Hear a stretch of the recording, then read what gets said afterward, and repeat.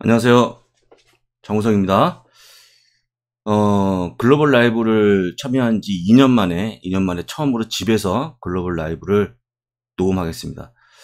오늘 이제 저희 제작진하고 저하고 이제 뭔가, 대화가 잘 안 된 것 같습니다. 그래서 제가 이제 오늘 방송을 나간다고 생각했는데, 이제 다른 분이 또 준비가 됐나 봐요. 원래 이제 매주 목요일은 저녁에 하나금융투자의 전내영 부장이 수고했는데 오늘은 제가 나간 날이었거든요.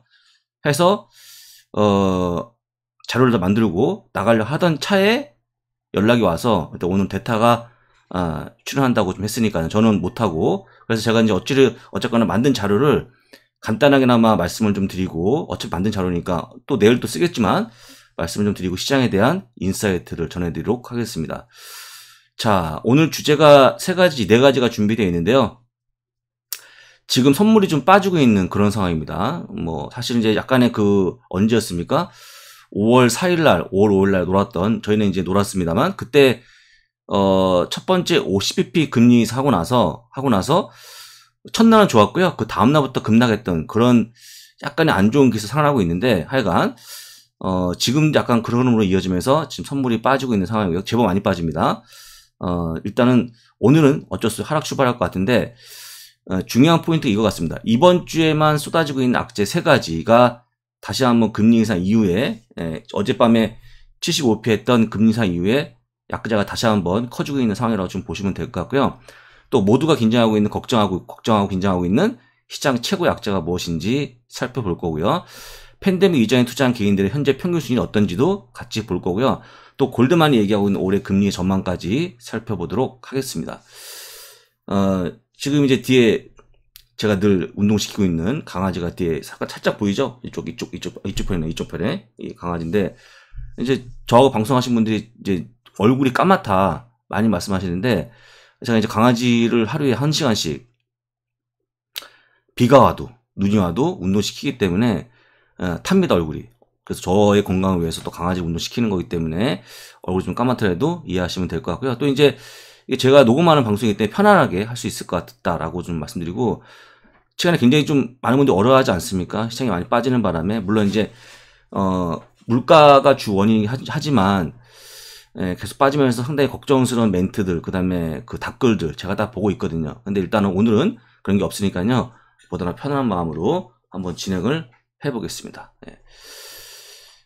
자, 첫 번째, 어제 올린 금리 인상 폭입니다. 0.75%, 75p 인상하면서 미국 현재 금리는요 1.5에서 1.75%까지 올라갔다고 좀 보시면 될 것 같고, 사실 어제 얘기할 때 다우 지수의 상승을 보여주고 있는 건데 꺾이지 않았던 모습 다시 한번 보여드립니다. 물론 이제 얘기하는 과정에서, 파월의 어떤 기자회견 과정에서 이 위아래 업앤다운 침했습니다만 계속 상승을 유지하는 그런 모습이었고, 어제는 제법 높은 상승을 보였다고 다시 한번 말씀드리고요.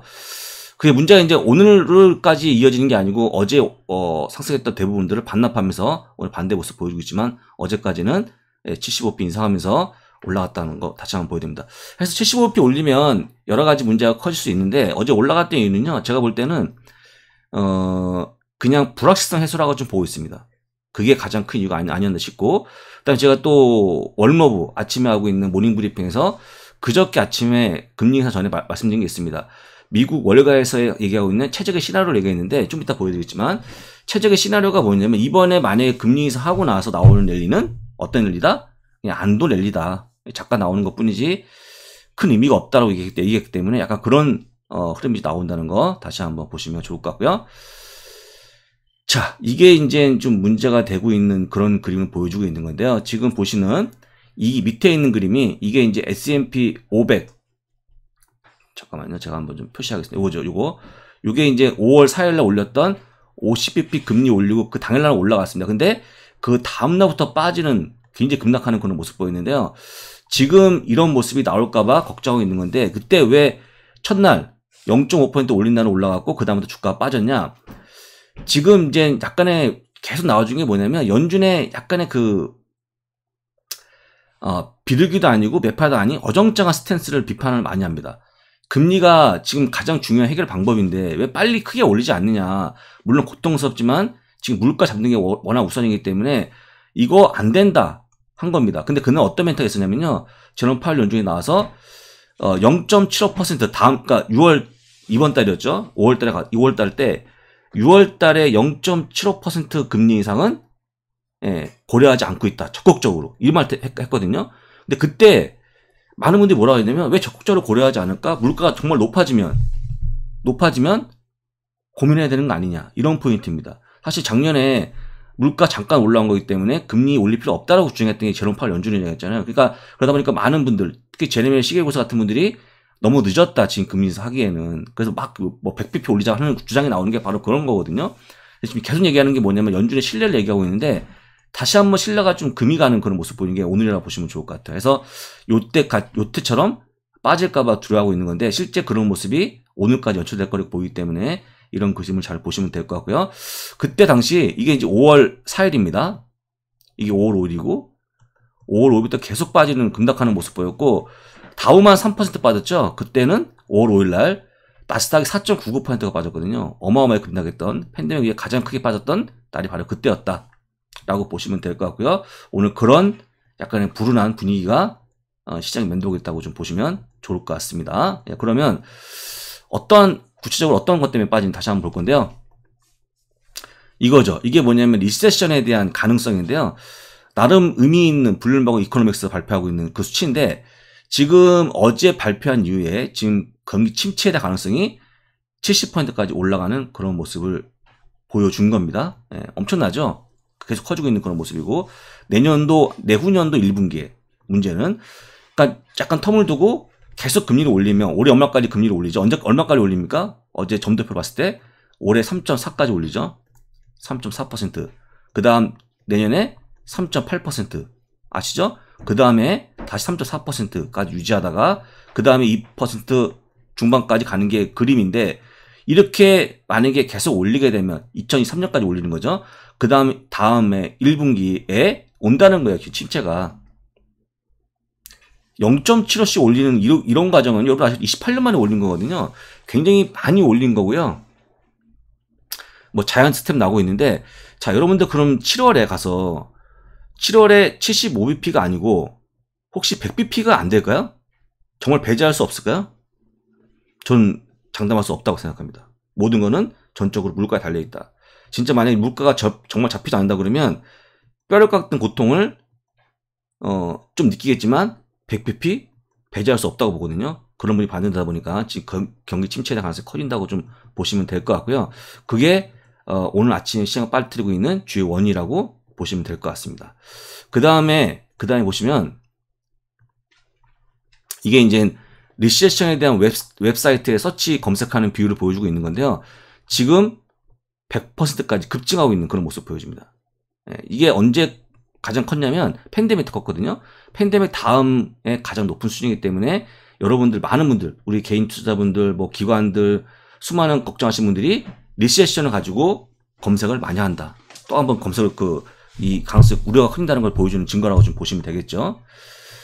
그래서 일단 나오지는 그 만화 카툰이 소프트 랜딩이 가능하겠냐는 건데 이미 여러분들 보시면 아시겠지만 거꾸로 된 거지만 지금 추락하는 거예요. 금리를 올리면서 이 연준이라는 이 큰 비행기가 추락하는 그런 모습을 보여주고 있는 과정이죠 지금. 그래서 지금 연착륙 쉽지 않을 것 같다라는 거가 지금 우려가 커지고 있다는 거 다시 한번 좀 보여드리고요.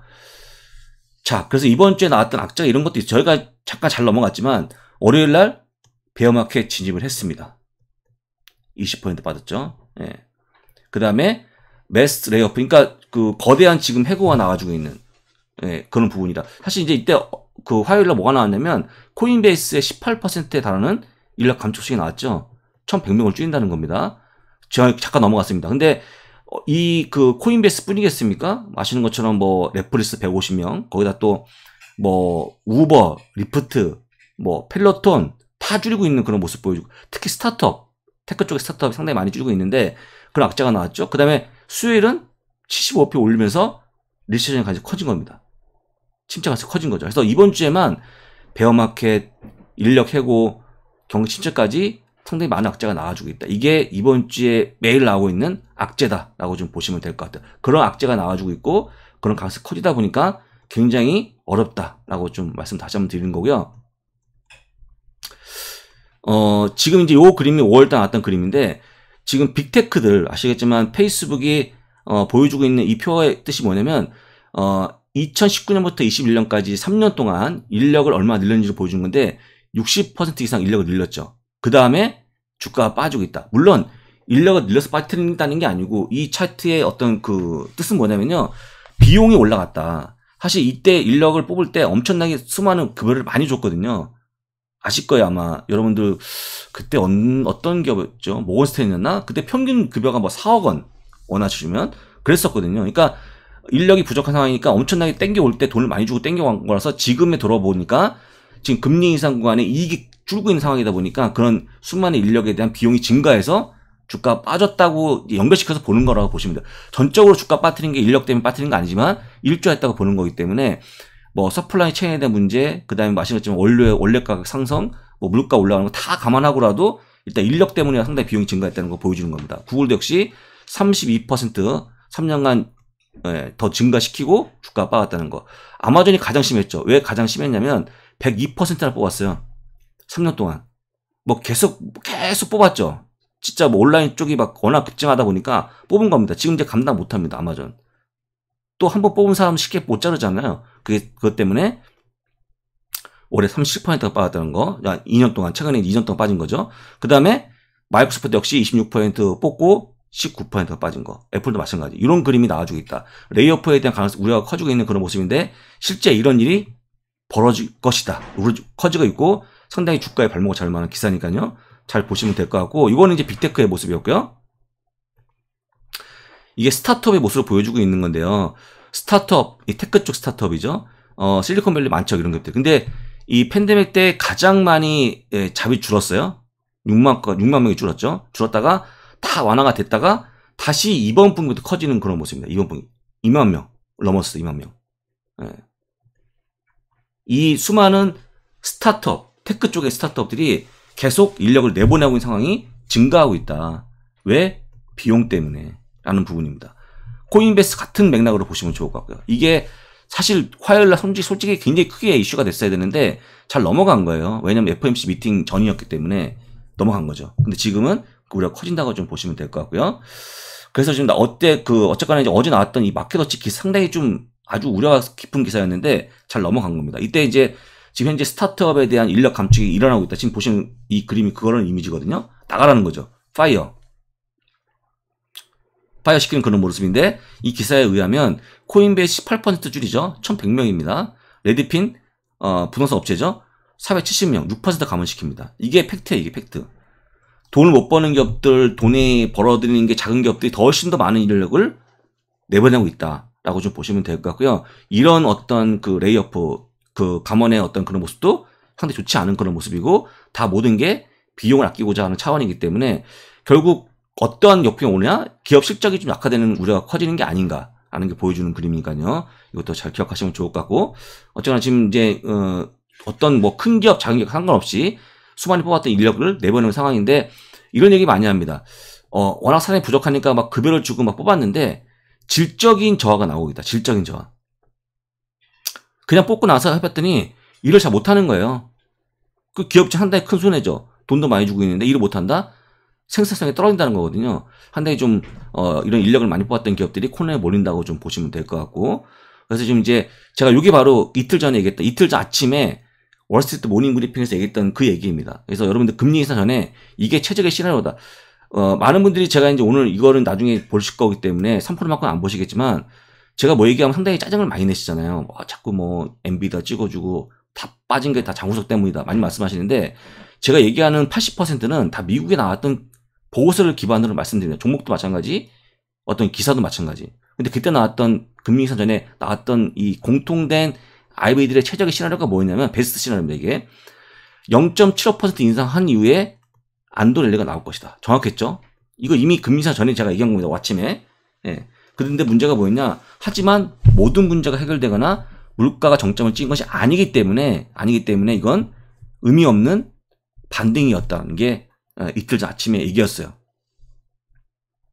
그대로 흘러가고 있는 거고. 솔직한 얘기로 지금 0.75% 인상한 거 외에는 아무것도 지금 된 게 없잖아요. 그래서 물가 내려갔냐? 아직까지 모르죠. 모릅니다.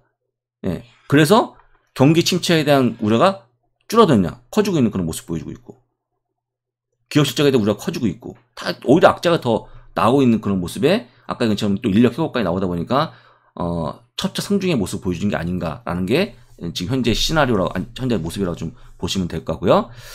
그 지금 약간 우려가 커지는 그런 모습 중 하나가 바로 이건데, 여러분들 제가 이제 늘 얘기합니다만 실적에 대한 부분들 솔직한 얘기로 건들면 안 되는 건데, 지금 리마 사태 이후에 가장 큰 약해지고 있다. 뭐가?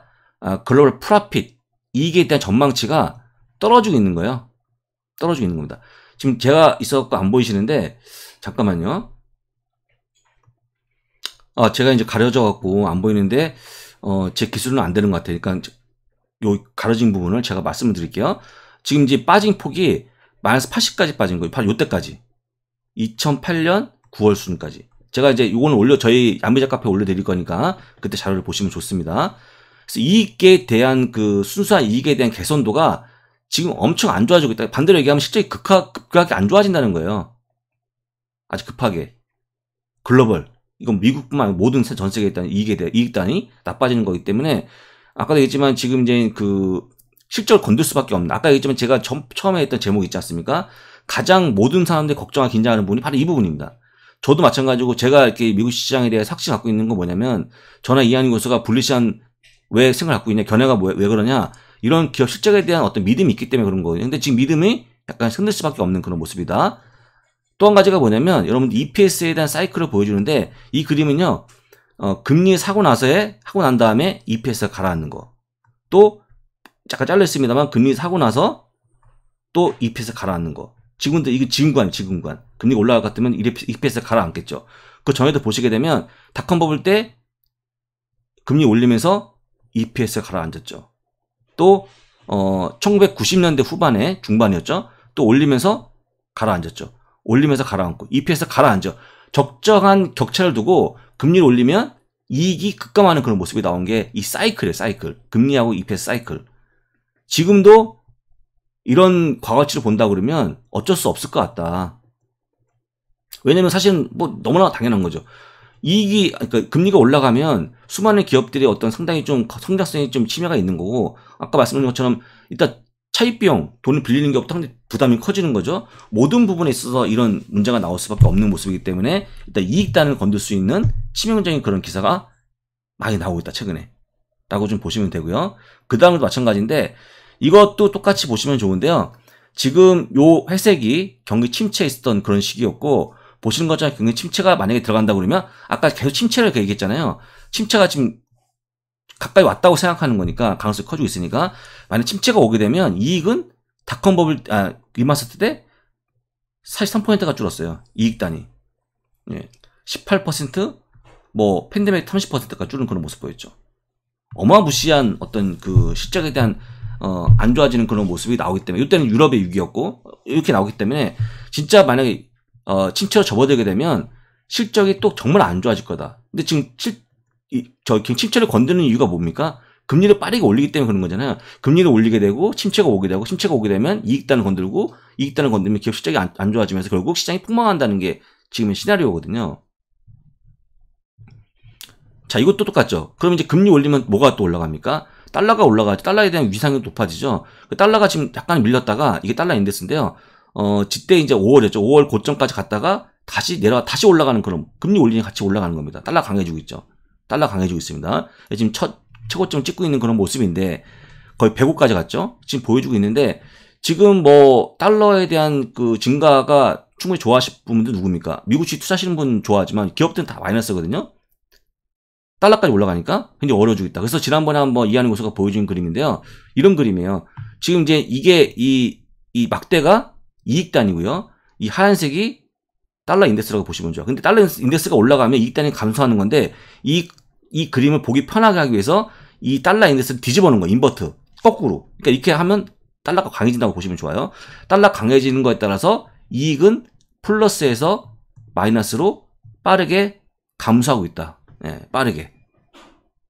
이게 글로벌의 기업의 이익단입니다. 그러니까 다시 한번 정리하면, 금리가 올라가니까 달러가 올라가니까 기업 이익이 감소해서 주가가 빠질 것 같고, 아까 이제 금리를 올리니까 또 경기 침체 가능성이 커지면서 또 EPS가 가라앉을 것 같고, 그래서 또 실적이 폭망할 것 같고, 여러 가지 실적을 건드는 내용이 나오다 보니까 지금 이제 하락폭이 커진다고 좀 보시면 좋을 것 같고요. 저도 이런 걸 계속 기사가 나와주면 걱정을 많이 됩니다. 진짜로, 실제. 근데 사실 75p 어제 올릴 때만 해도 일단 다짜고짜 장면 올리는 거니까, 뭐, 일단은 가장 큰 악재라기보다는 그렇고요. 불확실성 해소가 되는 거에 거기 집중했지만 끝나고 났더니, 잠깐 정신 차리고 봤더니, 이런 크게 문제가 터지는 걸 보시면서 선물이 빠진다고 좀 보시면 좋을 것 같아요. 좀 다 정차리고 보니까.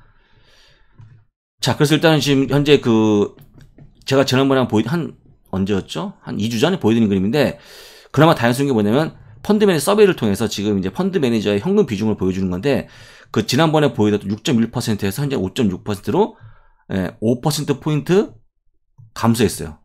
다행스럽죠. 주식을 많이 산 거죠. 그러니까 지금, 혹시 최근에 주식을 사신 분들은, 적어도 펀드 매니저하고 동일한 생각했다고 보시면 좋아요. 지금 거의 바닥에 가까운 게 아닌가 해서, 물론 이 끝나는 게 아니고 다시 또 증가할 수 있겠지만 현금 비중이 서서히 좀 감소하는 그런 모습이 나오지 않을까 싶고, 평균 윗단이 5%거든요.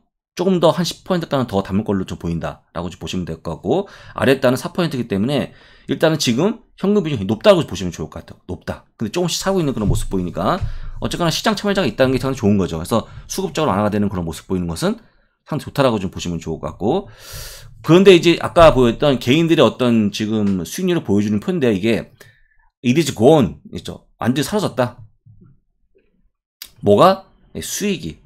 여러분들 이 팬데믹 이전에 2020년 1월 달에 주식을 매수한 게 0이라고 보게 되면, 0이면 거의 한 45%까지 평균입니다. 개인들의 수익률이 올라갔다가 지금 다시 0이다. 이거죠. 정확하게 0이 왔다. 그러니까 여러분들 혹시 팬데믹 이전에 주식 사고 상대 돈을 많이 벌었다고 하시는 분 있지 않습니까?